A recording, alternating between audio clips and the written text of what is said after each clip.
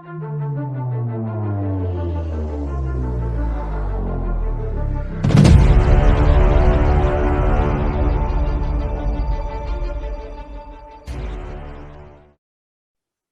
buenas tardes a todos.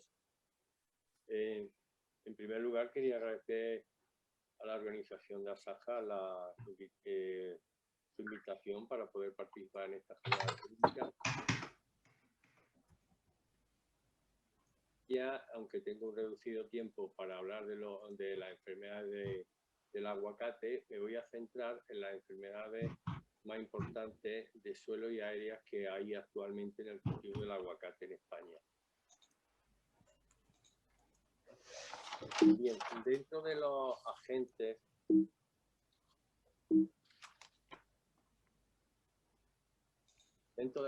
causales que causan enfermedades en el cultivo del aguacate, aquí he reflejado todos los microorganismos implicados por orden decreciente de tamaño, y tenemos los grupos de hongos y omicetos, las bacterias,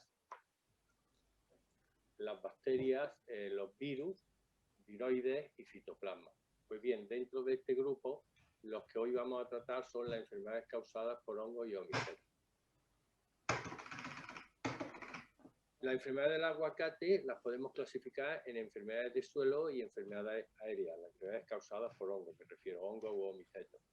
Y dentro de las enfermedades de suelo podemos diferenciar las podredumbres radiculares, que pueden ser la podredumbre de raíz, que está causada por Phytophthora cinnamomys, y la podredumbre blanca de raíz causada por Roselia necatris. La primera de ellas, Phytophthora cinnamomys, es un omiceto, que es agente causal de la podredumbre de raíz del aguacate. Aquí lo que pueden observar es el cultivo del hongo, la colonia típica del hongo, de forma petaloide, en un medio de cultivo de patata de Zolsagar en el laboratorio, y a la derecha pueden observar el típico micelio coraloide de este omiceto.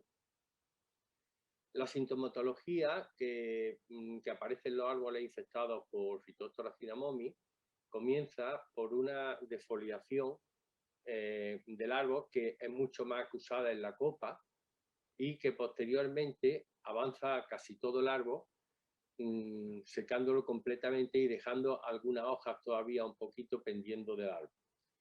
Esto es consecuencia de que las raíces alimenticias del árbol aparecen ennegrecidas y necrosadas y quebradizas debido a la infección por el patógeno. Porque este patógeno se localiza fundamentalmente en las raíces alimenticias del árbol. En cambio, la enfermedad de la podredumbre blanca de raíz, que está causada por el hongo Ascomiceto Roselia necatris, es bastante diferente en cuanto al patógeno. La colonia del patógeno es de color blanco-marrón, con unos marcados rayados miceliares, y el micelio es completamente diferente, bajo observación del microscopio, con un hinchazón característico en forma de pera en la hifa, cerca del septo. Bien, la sintomatología que presenta es bastante similar, pero con diferencia a la que produce Phytophthora cinnamomys. El árbol, cuando nosotros observamos un árbol vegetando normalmente, ese árbol, si está infectado por Roselia necatris, en muy pocas semanas puede aparecer en este estado. Es un estado en el que el árbol se ha secado completamente, pero a diferencia del caso de Phytophthora, las hojas suelen pender del árbol secas, y además el paso del estado sano a este estado enfermo de muerte del árbol ocurre en muy pocas semanas, a diferencia de cómo ocurre en el caso de Phytophthora, que pueden ser varios años. Esto es consecuencia de que el micelio algodonoso de Roselia aparece en las raíces gruesas del árbol, en la base del tronco. A diferencia de como hemos visto antes, que Phytophthora infecta a las raíces alimenticias. Si nosotros descortezamos en esta raíz, descortezamos la parte de corteza de la raíz, veremos que en la madera se observa el micelio típico en abanico característico de este hongo.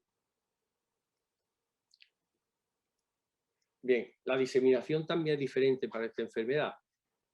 La diseminación En el caso de Roselinea es por contacto de raíces, y aquí vemos desde un árbol enfermo ya muerto a la izquierda, que por el contacto de raíces ha ido infectando a un árbol que está en un estadio intermedio y que posteriormente infectará al árbol sano. En cambio, en el caso de Phytophthora, la diseminación del patógeno es a través de las zoosporas móviles del hongo que se transmiten por el agua de riego o por la escorrentía.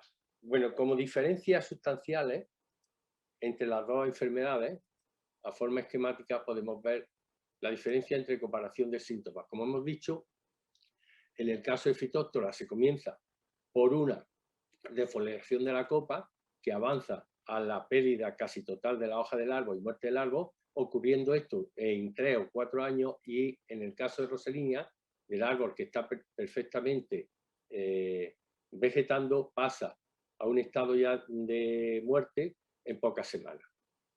Y luego, en comparación con los agentes causales, vuelvo a indicar, y digo esto para que se quede claro, que Phytophthora infecta a los árboles las raíces alimenticias, mientras que Roselinea son en raíces gruesas, a partir de 2 o 3 centímetros. El aspecto de colonia es completamente diferente en el laboratorio, al igual que el aspecto del micelio del hongo. Bien, en prospecciones que nosotros hemos realizado hace ya muchos años en las provincias de Málaga y Granada, cuando se empezaba a detectar los primeros árboles enfermos por estos patógenos, vimos que la incidencia de ambos patógenos estaba presente en la provincia, en la zona costera de Málaga y Granada, en las plantaciones aguacateras, y se veían plantaciones que tenían solo Roselinea y plantaciones que tenían Phytophthora y plantaciones incluso que tenían ambos patógenos. La evolución en esos años, en ese estudio que se hizo durante varios años, vimos que la incidencia de Phytophthora desde aquella época iba creciendo siempre por encima de la incidencia de Roselinea necati. Aquí se expresa el número de fincas infectadas acumuladas con incidencias de alguno de los dos patógenos o de ambos patógenos. Por ejemplo, a partir del año 90, que hubo una inundación muy importante en Málaga, vamos, una alta pluviometría por encima de 1000 litros por metro cuadrado, se disparó bastante la incidencia de Phytophthora cinnamomi. Bien, nos preguntamos cuáles son, por qué tenemos estas enfermedades aquí en el cultivo del aguacate en España. Pues bueno, en el caso de Phytophthora está claro que cuando se hicieron las nuevas plantaciones, pues se importó material infectado de otros países que contenían al omiceto, y entonces nosotros establecimos en nuestra zona esas plantas y hemos infectado y colonizado el suelo por Phytophthora cinnamomi. En el caso de Roselinea, ha sido la sustitución de cultivos tradicionales de secano lo que ha dado lugar a un aumento de los hongos autóctonos, como es el caso de Roselinea. Las plantaciones de aguacate actuales en la costa se han realizado siempre sobre suelos en los que antes vegetaban olivo, almendro y vid de secano. Estos cultivos son huéspedes susceptibles al patógeno, y cuando se arrancaron estas plantaciones se quedaron restos de raíces en el suelo que han estado en estado de dormancia durante varios años, y sobre ese suelo se ha vuelto a plantar los aguacates, pero ya con riego, y eso ha conseguido que aflore los inóculos de este hongo en el suelo y empieza a producir la muerte de árboles.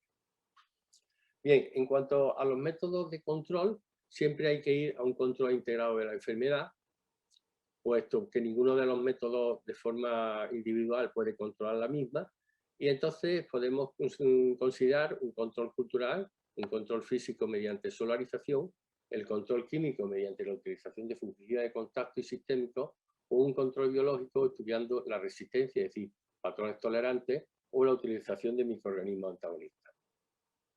En el control cultural se refiere a que nosotros, cuando vamos a realizar una plantación, tenemos que obtener plantas libres de patógenos en los viveros, estar seguros de que esas plantas no vienen infectadas del vivero.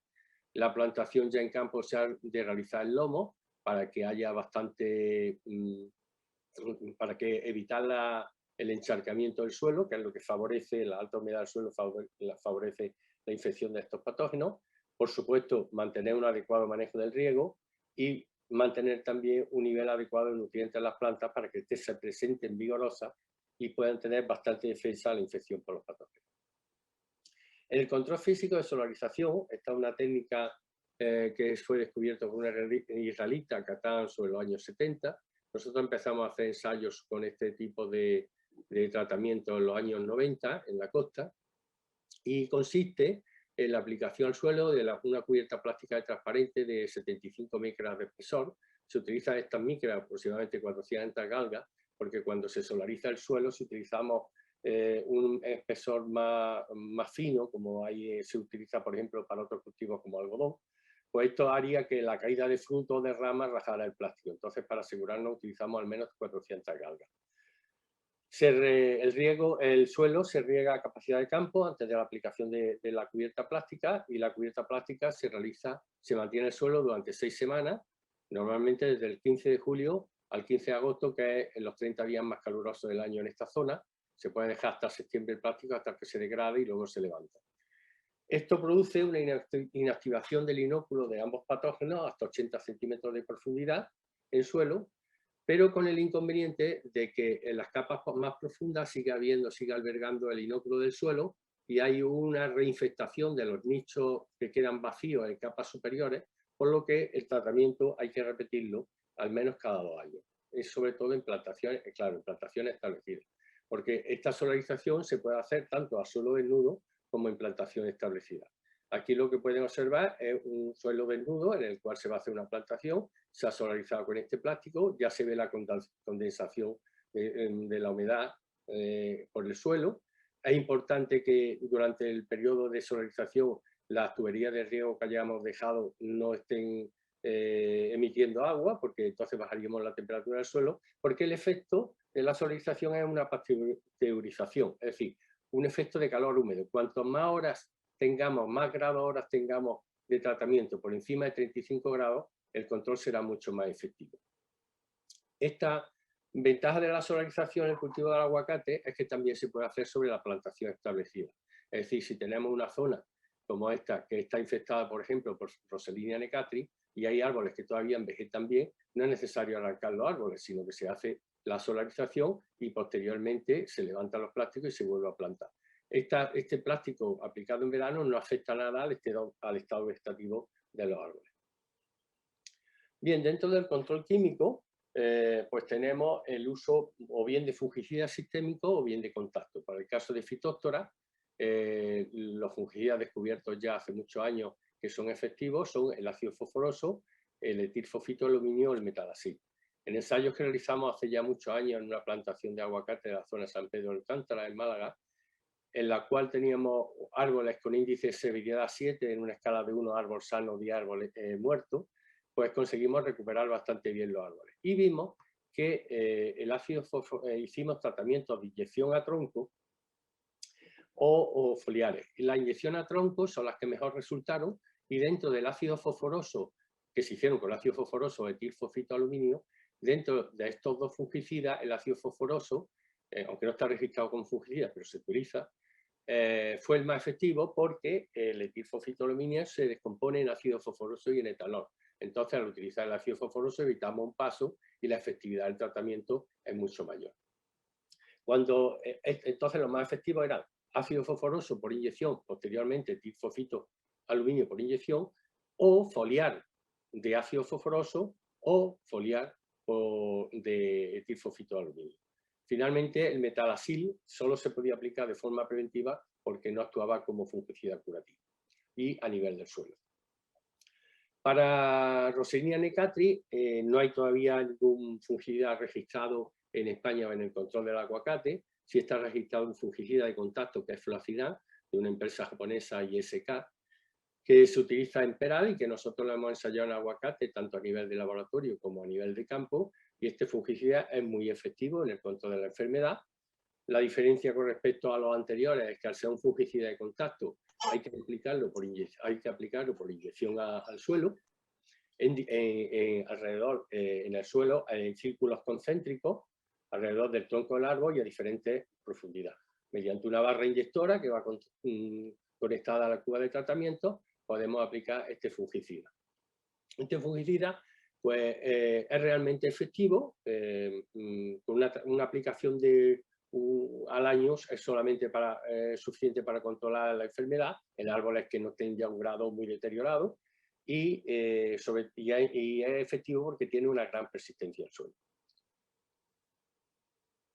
Bien, luego dentro del control biológico, lo que se está utilizando para el caso de Phytophthora son patrones tolerantes, no resistentes, que han sido desarrollados por la Universidad de California, como son el Duque 7, o bien en Sudáfrica, como son el DUSA, el Belvi en Australia y el Julián en las Islas Canarias. Para Roselia necatris, actualmente, Roselia, el problema importante es en España, aunque ya existe también en Sudamérica, en aguacate, en México, en California, y recientemente, hace un par de años, se está detectando también en Sudáfrica de una forma muy importante, pero en estos países no se trabajan sobre patrones tolerantes. Nosotros sí llevamos un programa de selección desde hace más de 20 años, tenemos ya unas preselecciones obtenidas de árboles, de plantas procedentes de árboles semilla o de plantas propagadas de árboles escape, y estas preselecciones las estamos ya intentando ensayar en campo. Aquí es un ensayo de campo en la Estación Experimental de La Mayora, en el cual tenemos una parcela muy infectada por Roselia necatris, y que lo que hemos hecho es conseguir detectar el nivel de inóculo mediante técnicas moleculares de PCR real time, el nivel de inóculo en cada uno de los puntos de árboles muertos, y hemos establecido círculos de siembra en los cuales hemos colocado alrededor de ese punto diferentes plantas que hemos seleccionado previamente como tolerantes a nivel invernadero. Al cabo de 2 años ya estamos viendo que algunas de esas plantas, casi todas mueren, pero algunas de esas plantas pueden resistir y serían potenciales patrones tolerantes de la enfermedad. Esto supone todavía varios años de trabajo, porque luego habría que repetir el ensayo y además habría que contrastar que la producción de estos patrones que hemos seleccionado, o sea, es importante, ¿no? La capacidad de producción de aguacate. Bien, el último método de control que estamos utilizando en el último año es el control biológico con microorganismos antagonistas, y hemos trabajado con hongo tricoderma, que es un hongo antagonista de Roselia necatris, que funciona también bastante bien a nivel de laboratorio y de invernadero, en plantas de 1 año de edad, de aguacate, bacterias, rizobacterias, que colonizan bien las raíces de aguacate, e incluso hemos combinado estos 2 agentes de biocontrol con el hongo, con el fungicida fluoxetinal, y hemos conseguido bajar la dosis de fluoxetinal y mejorar la efectividad del control biológico. En los últimos años también estamos desarrollando el estudio de virocontrol, que existe con la utilización de cepas no patogénicas de Roselia necatris y de hongos afines como son Entoleuca, que son hongos concomitantes con Roselia, que están en la población del suelo de aguacate. Bien, la técnica de virocontrol se basa en que estas cepas patógenas de Roselia necatris o de Entoleuca están infectadas por micovirus. Estas cepas, al estar infectadas por micovirus, transmiten un fenómeno de hipovirulencia que hacen que no sean infectivas. Por ejemplo, en el caso de Roselia hay cepas que son patógenas y cepas que no son patógenas que están infectadas por micovirus. Y en el caso de Entoleuca es un hongo que no es patógeno del aguacate, pero sí está infectado por micovirus, y quizás por eso ahí radique el fenómeno de hipovirulencia. Bien, pues entonces, en muchos trabajos que me he realizado en los 5 últimos años sobre este tema de virocontrol, entre otras cosas hemos conseguido transmitir el fenómeno de hipovirulencia de cepas no patógenas de Roselia necatris a cepas patógenas. Entonces, eso se ha hecho mediante una transmisión horizontal entre cepas compatibles e incompatibles, patógenas y no patógenas, y hemos conseguido transmitir el virus. Y la idea es que en un futuro nosotros, en una población del suelo del patógeno en cultivo de aguacate que tenga cepas virulentas, podamos introducir las cepas hipovirulentas y que haya una transmisión natural, una transfección a través de anastomosis de IFA, y podamos hacer que la población que exista en el suelo se vuelva virulenta. Esto sería un método de control biológico en un futuro, y que ahora estamos trabajando todavía, seguimos trabajando sobre ello. De hecho, ahora vamos a iniciar también trabajos ya similares a los que hemos hecho con Roselia, en el caso de Entoleuca, trabajando sobre los micovirus que hay en Entoleuca. Bien, una vez que he hablado de estas 2 enfermedades, como resumen de ellas, en mi opinión, estas enfermedades me están solucionadas el control de estas enfermedades, por todos los métodos que hemos desarrollado y los que han desarrollado otros investigadores, porque, por ejemplo, en el caso de Phytophthora, pues para ambos el tratamiento de solarización antes del cultivo o durante el cultivo es muy efectivo, y durante el cultivo, para el caso de Phytophthora, la utilización del ácido fosforoso, el trifosfitoaluminio, tanto en inyección a tronco en árboles que estén desfoliados, como en foliar en árboles que mantengan su follaje, es muy efectivo. Y en el caso de Roselinea, la solarización es bastante efectiva también, y el control químico, pues bueno, hemos detectado fluoxetan, que es muy efectivo, no está registrado todavía en España. Esperemos que, como ya se está registrando, está apareciendo esta enfermedad en otros países, como puede ser con los que he citado, Sudáfrica, California, Sudamérica, México, etcétera, pues puedan registrarlo, y sería de interés su utilización en el cultivo del aguacate. Y seguimos trabajando, como he dicho, en nuevas técnicas de biocontrol que en un futuro serán aplicables también en campo. Bien, voy a pasar a la tercera enfermedad. He ido describiendo la enfermedad en orden de importancia. Esta, para nosotros, bueno, y para todo el sector, sabemos que es la enfermedad más importante que existe ahora mismo en el cultivo del aguacate, que es los chancros y muerte regresiva de ramas de aguacate. Esta enfermedad es una enfermedad emergente que se define como la que se provoca por un agente infeccioso que se ha identificado y que anteriormente se desconocía, y que puede causar problemas en el cultivo a nivel local, regional o mundial. Bien, esta enfermedad, como digo, afecta a nivel mundial también, y en diferentes cultivos en todo el mundo. Aquí he marcado en rojo cuáles cultivos en España están afectados. Son aguacate, almendro, arándano, eucalipto, mango, níspero y olivo. Y es importante destacar que esta enfermedad es muy reciente, porque miren que la cita más antigua del año 91, pero normalmente a partir del 2006 hasta la actualidad, la cita en diferentes cultivos de aparición de esta enfermedad. Bien, la primera cita en España en el cultivo del aguacate la detectamos por primera vez en Vélez, Málaga, en el año 2006, y se publicó en el 2007. Esta enfermedad en principio se llevaba años viendo ya en la zona, y se creía que era pues, un estrés que se producía en el árbol en la época en verano, porque el árbol sufría sed, no tenía suficiente riego, y luego expresaba los síntomas en otoño y producía las ramas secas, hasta que tuvimos la suerte de detectar cuál era el agente causal de esos síntomas.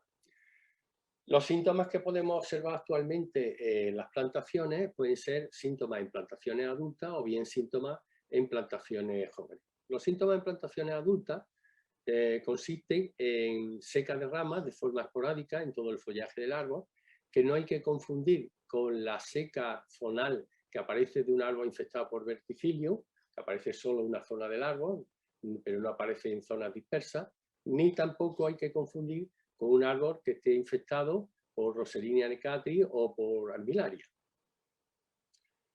Los chancros primero aparecen en las ramas jóvenes, son pequeños chancros longitudinales que aparecen en estas ramas, llegando ya finalmente a producir la muerte regresiva de las ramas, desde el ápice hasta su base, en el árbol.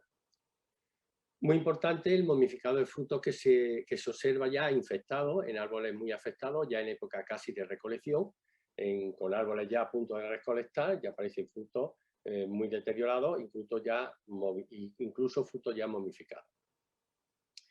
Y luego esta enfermedad, cuando nosotros empezamos a prospectarlo en el año 2013 de una forma sistemática para ver la incidencia de los patógenos que estaban implicados, que ahora lo explicaré, las prospecciones las realizamos desde junio a septiembre, que es cuando aparecían los síntomas, pero ya posteriormente vimos que en las podas que se realizaban a la salida del invierno, ya las ramas grandes presentaban ya una cierta necrosis en la zona del cambio y del xilema, y también la zona del cambio, incluso en ambas zonas de los puntos en los que se había cortado las ramas. En detalle, en corte transversal de ramas, se ven que invade el xilema, el floema, el cambium, de forma irregular a veces, e incluso de forma discontinua. Esto es un punto importante porque a veces cuando muestreamos las ramas pensamos que no tiene el patógeno o los patógenos, y es porque a lo mejor hemos cogido una zona de la rama en la cual no hay infección, pero a lo mejor 5 centímetros más adelante tenemos la infección. Por lo tanto, hay que ser bastante cauteloso a la hora de muestrear. Luego, otro síntoma característico muy importante de la enfermedad es el exudado, que aparece tanto en los brotes como en los troncos. Esto es savia cristalizada como una expresión de defensa de la planta a la infección de los patógenos.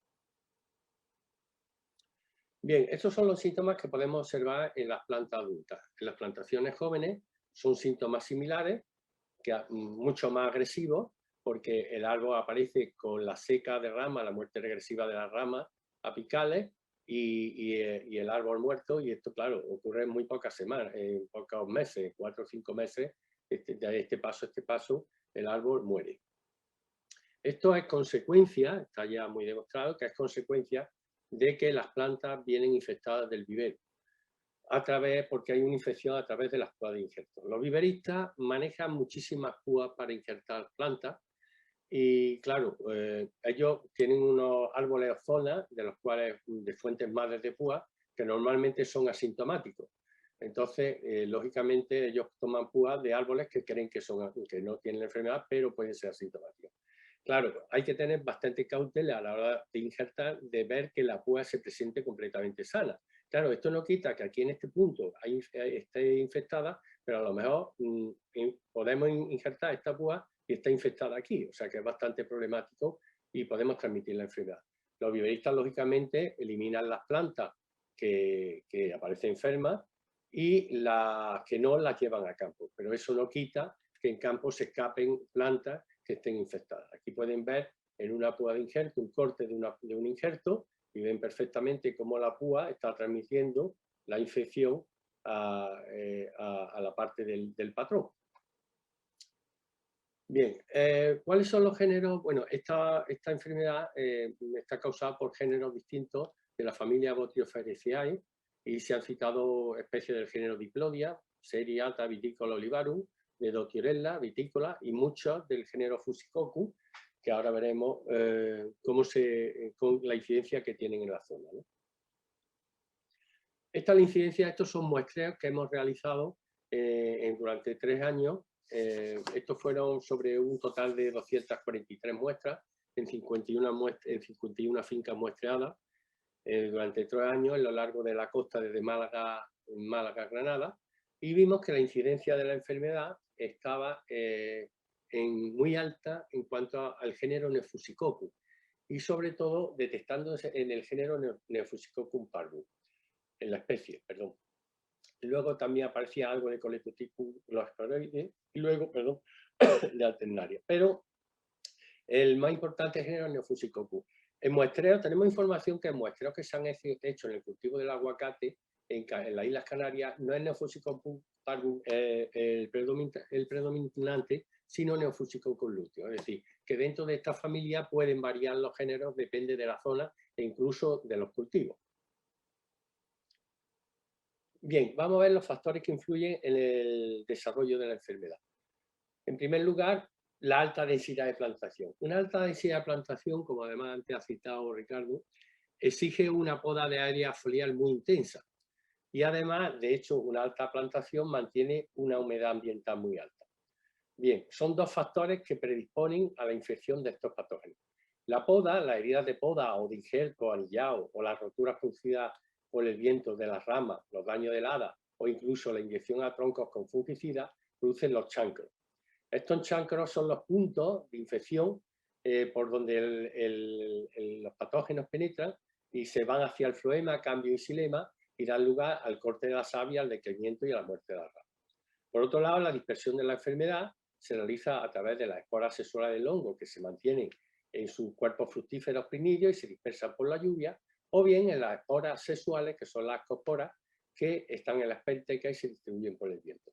Estas esporas sexuales y asexuales, aparte de estar en suspensión en el aire, se encuentran, la hemos detectado ya, incluso en el suelo. O sea que tenemos un inóculo natural infectando ya los suelos, que ahora veremos por qué. La liberación de esporas en estudios que se han realizado en otros países se produce normalmente siempre después de la lluvia, en noviembre, diciembre y enero, y los chancros de ramas que he citado pues son una fuente de inóculo para la infección ya posterior de los frutos, es decir, que los frutos que nosotros luego cosechamos, seguramente de un árbol afectado, aunque sean sintomáticos, tienen ya una podredumbre que luego manifiestan en post cosecha, con absoluta seguridad. Bien, pues el control que hay que realizar de esta enfermedad, indudablemente, tiene que ser un control preventivo, en primer lugar, y esto exige utilizar plantas de vivero con una garantía sanitaria libre de enfermedades. El agricultor debe exigir al viverista que las plantas tengan esa garantía sanitaria por dos razones. Primero, para no perder la plantación en pocos meses, y en segundo lugar, para no introducir nuevo inóculo en el suelo de la plantación. Luego, durante la plantación, el adecuado manejo del riego es muy importante para evitar la excesiva humedad ambiental y hay que evitar propagar la enfermedad. Disculpe.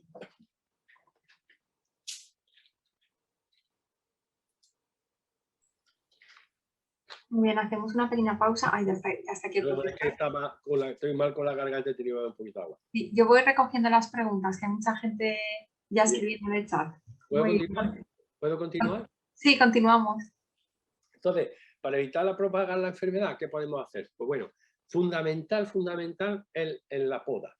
En la poda, las heridas de poda, tanto de poda como la de clareo que se ha citado antes, que se hace aquí de julio a septiembre, hay que utilizar fungicidas de contacto adecuados para sellar esos cortes. Las herramientas de corte hay que desinfectarlas en cada corte que se hace, o bien hacerlo con hipoclorito sódico, es decir, la lejía comercial al 20%, o bien con alcohol etanol al 70%. Y luego, muy importante, es diferenciar entre las ramas. Cuando nosotros hacemos un aclareo, sobre todo en los aclareos a la salida de invierno, hay que diferenciar esas ramas secas que vemos y las ramas que queramos cortar. No se pueden mezclar esos dos tipos de poda, ni incorporarlas al suelo, lógicamente. Entonces, lo que hay que hacer es eliminar los restos de poda secos, que posiblemente son infectados, de los que nosotros cortamos verdes. Y los secos no incorporarlos al suelo.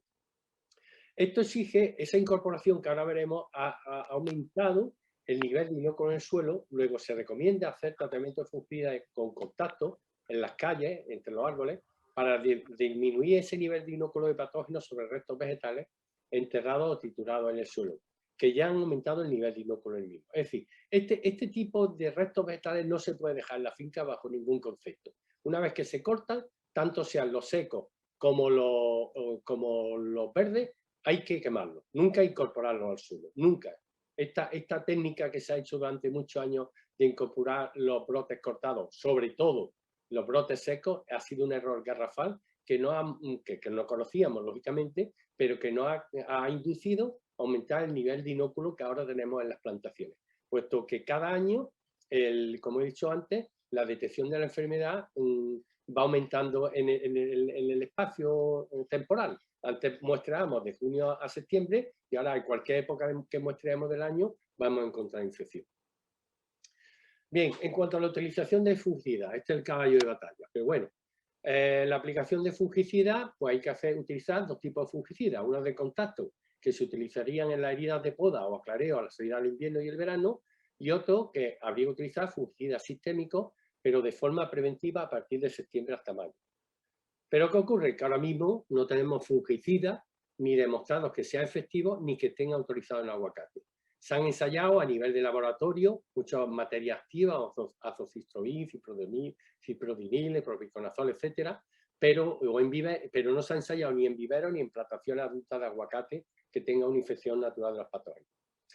Las formulaciones de cobre, que es el único fungicida a lo mejor se podría utilizar, sería interesante utilizar las ramas de corte, y hay otros fungicidas que si en un futuro se utilizan, se autorizan, como son fluocinat, fluodioxinil, etcétera, pues serían importantes como selladores de la herida de corte como barrera de invasión del patógeno. Bien, también citar que esta enfermedad ha aparecido también en el mango, está presente en el mango en la costa, produce el mismo tipo de síntomas que en aguacate, también con la rama seca y la muerte regresiva de ramas, e incluso en algunos casos hemos asociado algún tipo de sintomatología, como son estas necrosis perimetrales en la hoja, de las cuales nosotros hemos aislado el Fusicoccus, pero no existe todavía una clara relación con la enfermedad, pero estaba presente ahí el patógeno. No existe clara porque no hemos conseguido todavía inocular plantas y recuperar ese tipo de síntomas. Pero el patógeno estaba ahí presente. Bien, si quieren hacer una consulta de parte de lo que estoy explicando sobre esta enfermedad, publicamos en el año 19 ya todo un trabajo que se hizo en el 2014 de la incidencia de estos patógenos y de su patogenicidad, en la cual se veía que había una escala de virulencia dependiendo de las especies de los patógenos, de Neofusicoccus y de Coletotrichum, y ahí vimos cuáles eran que eran todos patógenos y que la incidencia más alta aparecía siempre, como he dicho antes, en Neofusicoccus parvus. Esto lo pueden consultar en esta revista del Spanish Journal.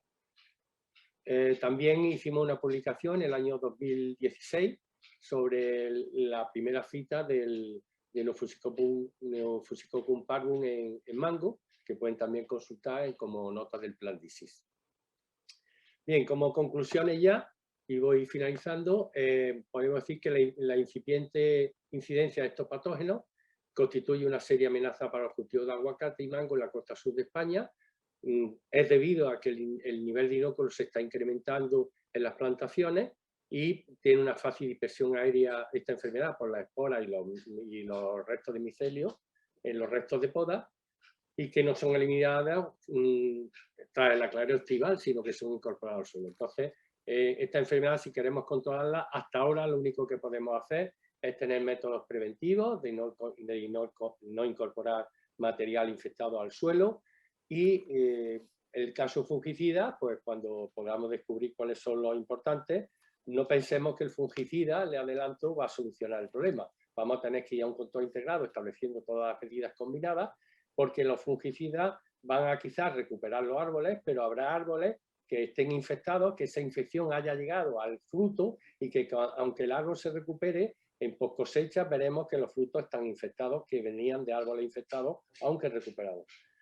En este sentido, llevamos trabajando en un proyecto nacional sobre control de enfermedades emergentes de chancro y muerte regresiva de ramas en cultivos leñosos como aguacate, almendro y arándano, que está liderado por la doctora Nieves Capote del IFAPA y por yo mismo del CSIC, en el cual estamos trabajando sobre el control de la enfermedad mediante el estudio de fungicidas, tanto en campo como en vivero, y también estamos trabajando en intentar establecer unos métodos de detección precoz de la enfermedad para que podamos actuar sobre ella antes de que se manifiesten los síntomas. Finalmente, les recomiendo esto que les he explicado ahora, que está ampliamente descrito en un capítulo de este libro, de cultivo post cosecha y procesado del aguacate, y en el capítulo 2.9 hablo de enfermedades del aguacate a nivel nacional y a nivel internacional, en el cual pueden consultar ampliamente la información. También les recomiendo, esta sería la carátula del libro, que pueden encontrar fácilmente en internet, introduciendo el título, y se lo pueden descargar gratuitamente. Y recientemente les recomiendo también la guía de gestión integrada de plagas del aguacate, que ha emitido el Ministerio de Agricultura en el año 2021. Es un libro muy ilustrativo, con muy buenas fotografías y una guía muy rápida y clara de la gestión de las plagas, enfermedades y mala hierba del aguacate. Finalmente, agradecerle su atención, espero que le haya servido de ayuda mi información, y estoy a su disposición en mi centro de investigación. Mi correo electrónico lo tienen ahí para atender las consultas que tengan ustedes. Muchas gracias. Muchas gracias, Carlos. Bueno, muchos participantes han formulado preguntas para el profesor Herrera, así que una por una voy a comentársela. Muy bien. En primer lugar, Alejandro Palacios preguntaba ¿qué dosis de ácido fosfórico, tanto foliar como por hectárea en goteos, serían efectivas para el control de Phytophthora? Bien, vamos a ver. El ácido fosforoso, no sé si se podría utilizar, porque habría... está como, no sé, estuvo un tiempo que se pudo utilizar y luego se prohibió, pero bueno, nosotros las dosis que utilizamos en ese ensayo eran 14 litros de caldo fungicida por árbol. Estamos hablando de un árbol adulto. Y entonces utilizamos unos 14 litros de caldo fungicida con una dosis de Vamos a ver, quiero ver, que esto es un ensayo que hice hace ya muchos años y no recuerdo. Bueno, por ejemplo, el que podía utilizar ahora, que es el Aliet, y además eso viene recomendado, la dosis sería 5 litros de caldo fungida por árbol. Es la dosis que recomienda el producto. Y en el caso de inyección en tronco, se podía aplicar, la regla es utilizar 15 mililitros de fungicida comercial por metro de diámetro de área foliar proyectada. Es decir, como eso va en inyección, no sé, ¿me ha preguntado en inyección o solo foliar? No lo sé. Sí, ¿me ha preguntado el tratamiento en inyección o en foliar? Foliar. Ah, solo foliar, bien. Bueno, foliar que recomienda... Es que decía, perdón, Carlos, es que decía, tanto foliar como por hectárea en goteo. Perdón, que yo no soy experta y no sé la diferencia. Por hectárea en goteo no lo hemos ensayado, pero foliar, que podía utilizar el Aliet Fosetilar, que es el Aliet 80, era 5 litros de caldo fungicida por algo a las dosis en los que indica el producto. Eso tendría que ir a la ficha técnica del producto. Es que no la tengo aquí delante. Vale, muy bien, muchas gracias. De todas formas, si quiere más amplia información, me puede escribir un correo y puedo indagar un poco más y darle con más detalle esas dosis. Muchas gracias. También Nicolás González pregunta, nosotros hemos encontrado en árboles de 2 años ramas con una parte interior de color marrón que seca la rama. En algunos casos la zona marrón interior llega hasta las raíces. ¿Puede ser esto? ¿Qué solución tendría? Bueno, sí, seguramente será en plantación de 2 años, como las fotos que he puesto, esta enfermedad de chancro de rama, muerte regresiva, produce la muerte del árbol, o sea que eso llega hasta abajo. Una muerte regresiva quiere decir que va desde la punta del ápice hacia abajo. Entonces migra el patógeno alrededor del sistema vascular de la planta y llega a afectar las raíces. La planta muere por obstrucción de los vasos conductores. Entonces sí puede ser eso, claro. Vale, muchas gracias. También pregunta Juan Martín, ¿qué fungicidas les ha dado mejores resultados y en qué momentos? ¿Para qué? No lo ha especificado. De la enfermedad. Juan, si quieres entrar, te puedes activar el audio y puedes formular una pregunta.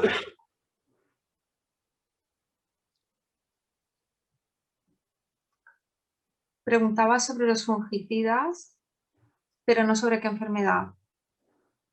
No sé si Juan está escuchándonos. También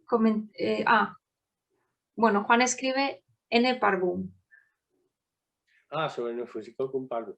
Bueno, es que como he dicho ahí, es que ahora mismo estamos trabajando en eso, porque incluso a nivel internacional no hay todavía ningún fungicida recomendado en el aguacate para el control de Neofusicoccus. Son todos, como he dicho, todos los ensayos se han hecho a nivel de invernadero o a nivel de laboratorio, pero no en plantación comercial. Y si se ha hecho en árboles adultos es cortando una rama del árbol, inoculándola artificialmente y tratándola, pero eso no es un ensayo de campo que podamos recomendar. Pero ahora mismo no hay ningún, es que no le puedo recomendar ningún fungicida, puede probar varios, pero no le puedo, porque no tenemos datos, en el proyecto que estamos trabajando, hasta dentro de un par de años y esperemos que tendremos algunos datos que podamos transmitir, pero ahora mismo no podemos recomendar ninguno. Vale. También ha escrito en el chat Nicolás González respondiendo la pregunta de qué solución tendría a la que habíamos hecho de la zona marrón que parecía la enfermedad.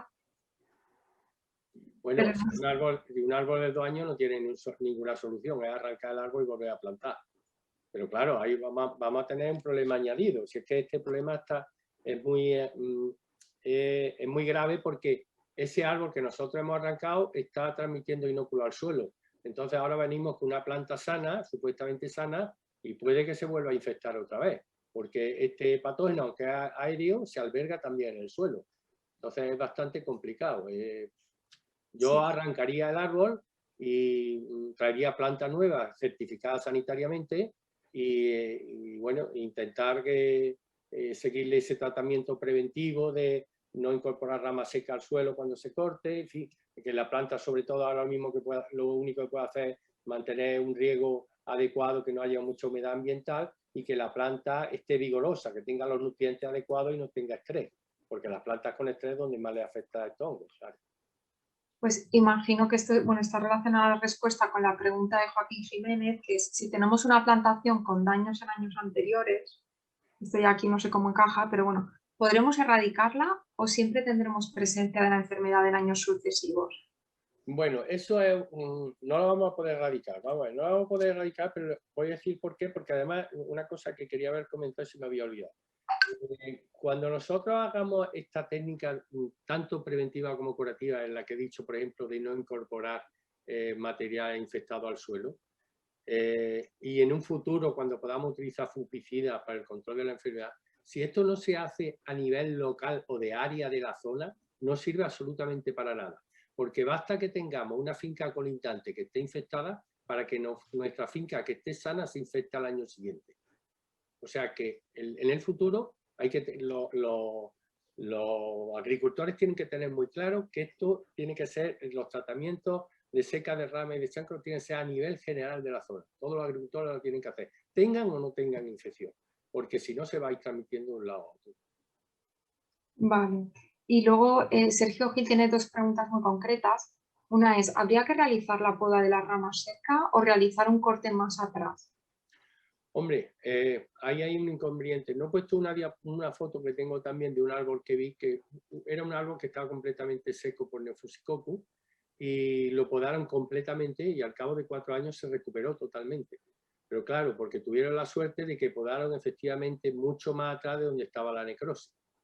Pero puede ocurrir, como he citado también ahí, que la necrosis es discontinua. A lo mejor nosotros podemos ver un chancro en una zona y a ver 3 centímetros posterior a esa zona está sana y tener infección interior que no la vemos. O sea, pero bueno, indudablemente a la pregunta habría que podar pues un palmo atrás de donde ve más abajo, es donde ve la necrosis, claro. Vale. Y Tengo también, algún árbol que se ha secado y por debajo, por digamos la parte borde, ha rebrotado. ¿Se Claro. podría injertar ahí o la raíz está infectada? Sí, claro, el árbol está vegetando, claro, el árbol no ha llegado a pasar de... Normalmente esta enfermedad no es que afecte a las raíces, sino que colapsa el vasoconductor en la parte aérea. Entonces, eso se observa muy comúnmente. Los árboles estos que se secan por Neofusicoccus vuelven a brotar en sus propias raíces porque al patrón no le afecta. De hecho, en la diapositiva, en la foto que he presentado, el patrón está sano, pero cuando injertan la púa infectada, se transmite longitudinalmente muy poco, pero no llega a las raíces. Pero efectivamente, si corta y ahí ve que no hay necrosis en la zona del patrón, pues vuelve a injertar ahí, efectivamente. Porque si la planta ha emitido raíces, porque el patrón está vegetando bien. Perdón, si la planta ha emitido chupones desde sus propias raíces, es porque el patrón está vegetando bien. muy bien. ¿Hay alguna pregunta? Creo que había entrado Manuel haciendo esta pregunta, pero no lo sé. De todas formas, tenía otra registrada de Sergio Gil que preguntaba, ¿es efectivo el uso de agua oxigenada ozono para minimizar el inóculo tanto de forma aérea como en suelo? Pues no tenemos constancia de que pueda ser efectivo. No tenemos ensayos hechos ni he visto ya ensayos hechos al respecto. No le puedo responder porque no tengo información sobre eso. Vale. Y otra pregunta que también lanza Juan Martínez. Todas las plantas las compramos con garantía, pero después nos las encontramos afectadas en los próximos 2 años. ¿Cómo podemos tener esa garantía desde el viverista? Hombre, ese es el problema. Una planta, una cosa es comprar una planta con garantía y otra cosa es comprar una planta certificada sanitariamente. Entonces, si tiene un certificado sanitario, ya tiene que pasar por un organismo público que certifique que esa planta está libre de patógenos. En el caso de aguacate eso todavía no existe. Nuestra idea es, en nuestro proyecto, conseguir eso, que en un futuro podamos detectar ese patógeno en las plantas y esas plantas, mediante unos análisis, se puedan certificar sanitariamente previamente al agricultor. Eso indudablemente elevaría mucho el coste de la planta, pero bueno, te garantizaría que la planta no se muere en campo. La garantía que se dan ahora, entiendo, es que el viverista tiene precaución de que las púas que injerta están sanas y esa es la garantía que da, pero claro, puede tener el error de que esa púa sea asintomática, esté infectada y no lo esté viendo. Vale, luego aquí hay otra pregunta que lanza Isabel Requena, que no sé, igual es para el profesor Cautín, que es ¿cuál es la fecha idónea de poda para el aguacate de la variedad Lamb Hass? Y si en cortes de poda muy severos es conveniente sellarlos. No sé si esta pregunta va dirigida a los dos. Indudablemente, Ricardo, ¿quién tiene que responderla? Muy bien. Bueno, la primera parte, desde luego después de la cosecha. Después de la cosecha hay que deshacerse de las ramas que más agotadas quedaron. Y eso es como una cosa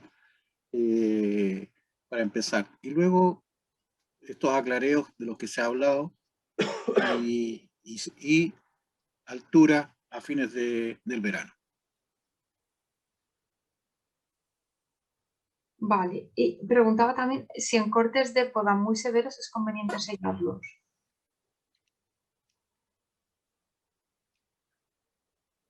Eso es para Carlos, pero bueno, sí, desde luego, ¿no? Creo que sí. Sí. Vale. Sí, no, indudablemente. Bueno, perdón, Ricardo, si quieres contestarlo tú, me da igual. Mira, desde luego, de acuerdo a lo que tú has planteado, es sumamente importante. Y me tocó ver una cosa, un sellante que era un producto polimerizado, porque se dieron cuenta que en ciertos sellantes, cuando la rama crece en grosor, se hacían fisuras pequeñas, heridas, y por ahí podían ingresar esporas. Y en esos selladores con polímero tenía la posibilidad de estirarse un poco y no romperse a la primera temporada. No sé si tú has visto algo de eso, Carlos. No, no he visto, la verdad es que no he visto nada. Lo que se hace normalmente es aquí es sellar con fungicida y ya está, con la fungicida y punto. Ajá. Pero vamos, es fundamental sellar, vamos, son los puntos de entrada de los patógenos, está clarísimo. Muy bien, pues parece que no hay más preguntas. A ver, si alguien quiere entrar con el audio, puede hacerlo en este momento. Yo hice una pregunta para Carlos. Muy bien. Aprovechando que tenemos esta eminencia aquí.